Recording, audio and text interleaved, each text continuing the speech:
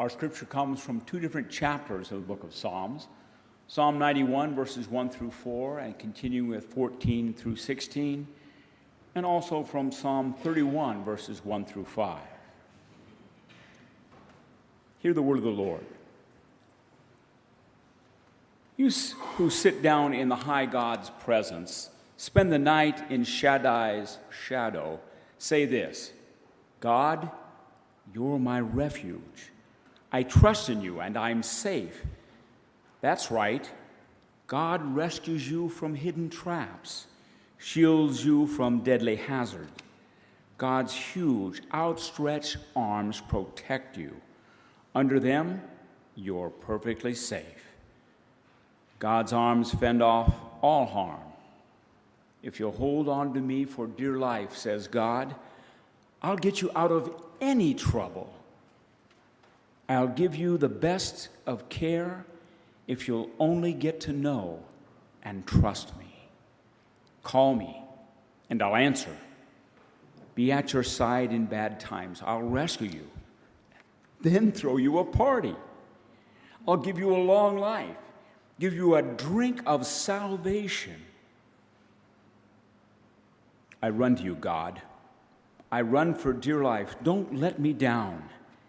Take me seriously this time. Get down on my level and listen. And please, no procrastination. Your granite cave, a hiding place. Your high area, a place of safety. You're my cave to hide in, my cliff to climb. Be my safe leader. Be my true mountain guide. Free me from hidden traps. I want to hide in you. I put my life in your hands. You won't drop me. You'll never let me down. May God's blessing be on his word.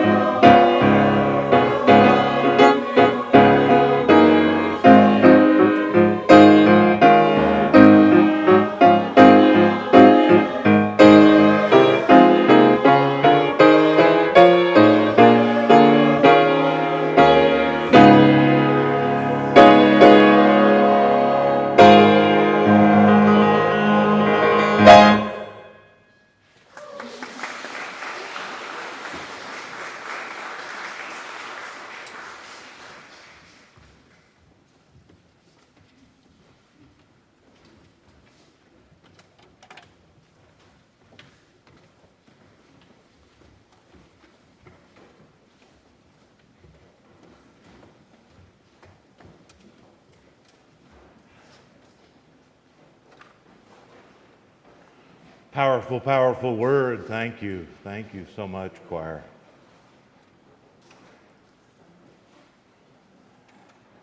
I come by my love of road trips honestly. You see, when my brothers and I were small, our family lived in Fort Worth, Texas, and all of our relatives lived either on Long Island or in Maine or in Florida. In those days, my father got only 2 weeks of vacation, and every few years he and my mother decided that they needed to make that long road trip to either New England or Florida. But with only 2 weeks in which to do it, and in that mostly pre-interstate highway era, it made for some very long days. More than once we were on the road by 4:30 a.m. and didn't stop until 7 p.m. Many children would have hated that regimen, but I loved it. I loved sitting in the way back of our 1963 Chevrolet Battlestar station wagon, poring over the gas station maps, listening to my little transistor radio. I loved the changing of the scenery and staying in motels and eating at those first McDonald's that had begun to dot America with their 19-cent hamburgers and 29-cent milkshakes. And I was always in awe of my father's ability as we drove to do what we today would call multitasking, although we would also rightly call it dangerous. He could read a map, drink a cup of coffee, drive, and smoke a cigar simultaneously. But of course, multitasking also tends to lead you to making mistakes, and on those road trips, occasionally getting lost. That's a tradition I've also kept up at times, from that 100-mile New Mexico desert detour I told you about a few weeks ago to driving county roads in Indiana in August, surrounded by 12-foot-high cornfields, which made it like being in a maze, to cluelessly wandering the streets of St. Louis, trying desperately to find the interstate. What leads us to getting lost? Well, from my many years of experience with and practice at getting lost, while it is often the case that getting lost comes from not following directions, I also have to say that sometimes getting lost comes precisely because you have followed the directions. If that sounds like a paradox, let me start with an example. Does anyone here know the name Megan Phelps Roper? I'll bet many of you know the name of her father, Fred Phelps. Mr. Phelps is the leader of the Westboro Baptist Church in Topeka, Kansas. His is the group that is notorious for sending picketers and protesters to public events, including the funerals of soldiers killed fighting Al-Qaeda and ISIS, waving odious and awful signs at those funerals that say things like, "God hates fags." His family is tightly knit, and the membership of his church is pretty much the same as the membership of his family. And many news reports tell of a church and family homes that are more like a fenced compound than what we usually think of as church.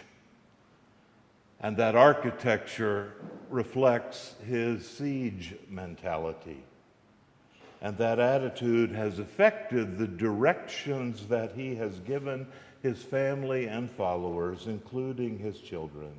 Listen as his daughter Megan describes her childhood, the directions issued by her father for the way that her life was to go even from her earliest days.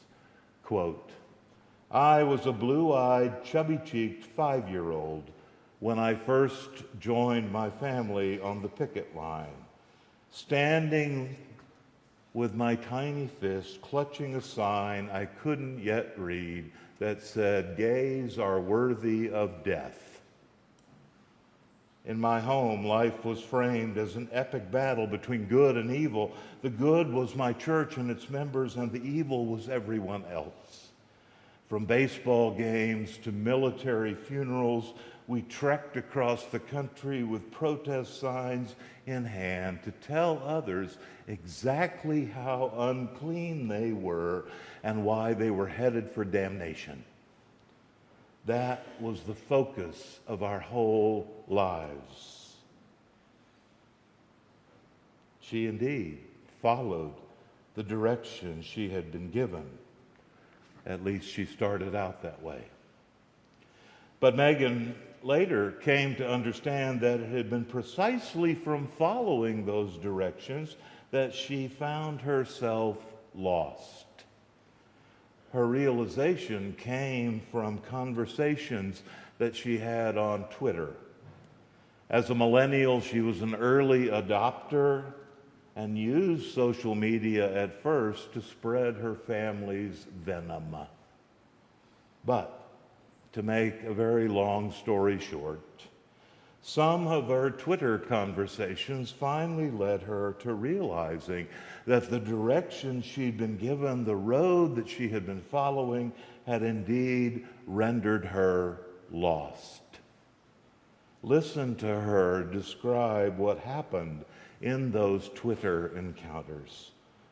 Quote, we started seeing each other as human beings, and it changed the way we spoke to each other. It took time, but eventually these conversations planted seeds of doubt in me.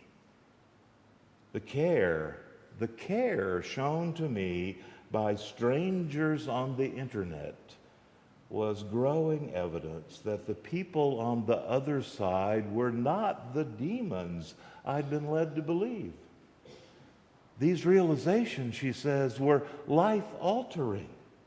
Once I saw that we were not the ultimate arbiters of divine truth, but flawed human beings, I could not pretend otherwise. And I couldn't, she says, justify our actions, especially our cruel practice of picketing and protesting funerals and celebrating human tragedy. These shifts in my perspective contributed to a larger erosion of trust in my church, and eventually it made it impossible for me to stay. You see, sometimes following directions is what gets you lost. But thanks be to God, as our first psalm for today says, God rescues you from hidden traps, shields you from deadly hazards, and says, I will rescue you. Megan's life story also profoundly illustrates a mistake that too many people make in reading, interpreting, and understanding their Bibles. And that mistake is this: to treat the Bible as if it is simply a book of directions, a rule book, a list of laws, a compendium of caveats about what you should not do. Too often, the Bible is treated as something whose writings are without historical context. A Christian blogger named John Pavlovitz says, quote, the Bible did not drop from the sky, and it isn't a product of divine dictation. No, it's a sprawling library of 66 books, orally preserved and then written down over hundreds of years by dozens of disparate, very human authors in multiple languages. When you pick up a book of Sudoku puzzles, it really doesn't matter who the author of the puzzles is.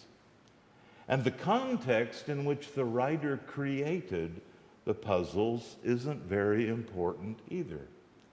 The ease or the difficulty of the puzzles are not affected by whether the composer was having a good day or a bad day, or by which puzzle was composed first and which last, or by what his or her native language is, and 1,000 other things that don't matter at all if the point is to do the puzzle.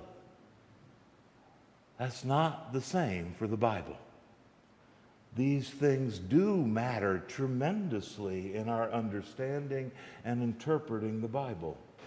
For while we simply don't need to know whether the Sudoku puzzle's composer has a life and a cultural context that is similar to or different from ours, we must know such things if we are to truly grasp the nature and message of the Bible.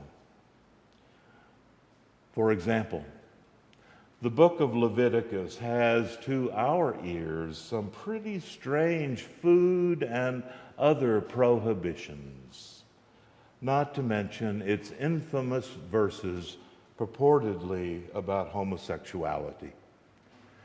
It also prescribes, to our ears, some pretty harsh punishments for transgressing those prohibitions. But when we understand that Leviticus originated among a small tribe of nomadic desert people whose very existence was always threatened, we can begin to understand that some of the seemingly strange prohibitions were actually a primitive version of public health laws designed to keep this ragtag group of our Jewish forebears alive. But such is no longer our context at all. And so to simply pick out verses that slam or shame someone for behavior whose prohibition arose in a very different context and with a much more primitive understanding of biology, anatomy, and brain function is wrong and misguided. It is to follow the directions that were intended for travelers 3,000 years ago in a different place and time, but which today will only get us more lost. Again, listen to the words of John Pavlovich here, quote, "The Bible is a product of its time and culture and contains the inherent limitations of its writers. Acknowledging that is simply being honest with the text. It's the reason that we no longer stone adulterers or accuse paralytics of getting that way because of moral failure or imagine hell sitting below our feet on a flat earth." And then he goes on to say why this is particularly a problem when, as Megan's family did, such an understanding is not brought to bear on the issues of human sexuality. Listen to him one more time. Quote, "This is why arguing incessantly about a handful of lines of Scripture as if these verses answer the complex questions of sexuality is a misuse of the Bible. Using these few bits of text to justify discrimination and bigotry is reckless and irresponsible. We don't," he says, "we don't rely on the Bible to understand gender identity and sexual orientation for the very same reason we don't rely on a 2,000-year-old medical textbook to understand our circulatory system.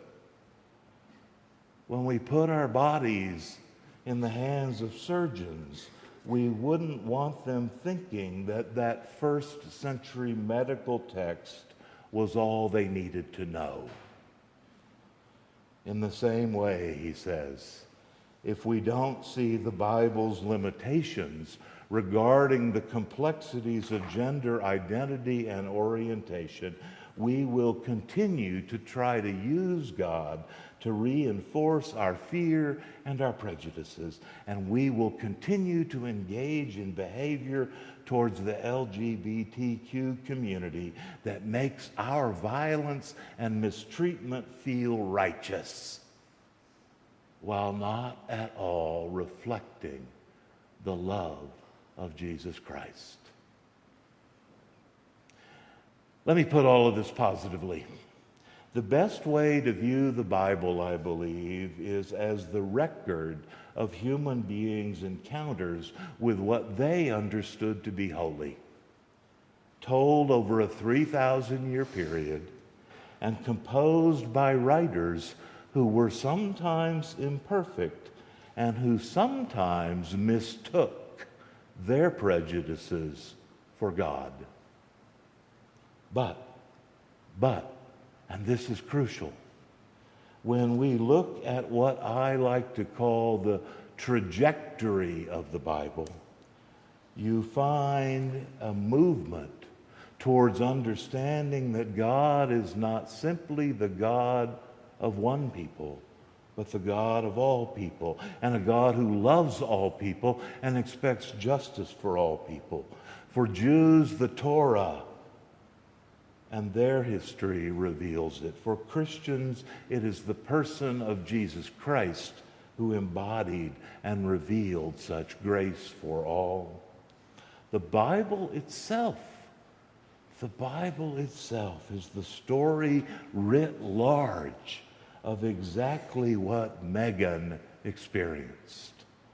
The movement from narrowness to openness, the movement from suspicion to hospitality, the movement from hate to love. As my wife, Barbara Blaisdell, puts it in one of her sermons, reflecting on the prophet Ezekiel's famous image of the valley of dry bones, quote, all are created by God, are children of God, and unless our beliefs and our laws and our practices embody that reality, we are destined to live as if in a valley of dry bones. It is such a valley that Megan was rescued from. It is such a valley where our brothers and sisters of every orientation and identity are too often yet waiting for us to help rescue them from. It is such a valley that I know that God has lifted every one of you up from at hard times in your lives when you were hurting. And that is why we can sing with the psalmist, "You'll never let me down," because God never wants to let anyone down. It's why we can sing, "Amazing grace, I once was lost, and now am found." Will you stand and sing it with me? Hymn number 546, verses 1 and 2.